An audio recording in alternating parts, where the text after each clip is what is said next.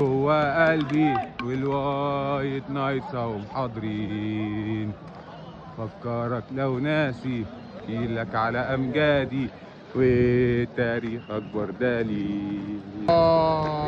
عودة الدوج، عودة الدوج. 1-1. ده بيسو ان شاء الله هنكسب، ان شاء الله هنكسب. ريري ايه الكلام؟ بص هنكسب يا ريري لو كسبنا الدوري هيخلص النهارده ان شاء الله باذن الله. لا قدر الله اي حاجه تانية مش هنروح.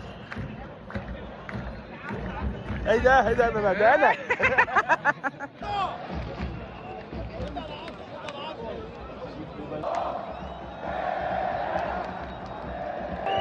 اول 10 دقايق لعيبه انبي داخله في الماتش اكتر مننا طبعا، ما عندهمش حاجه يخسروها، بيلعبوا بتناحه بيضيعوا وقت، راحوا بجرأة خطره ويمكن اتنين. لعيبه الزمالك لسه متوتره شويه، بس ان شاء الله خير باذن الله خير.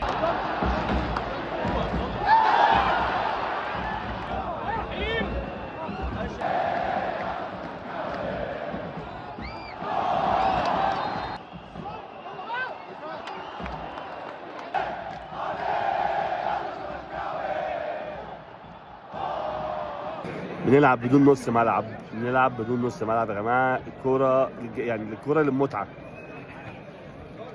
احمد ربيع هيجيب لي القلب.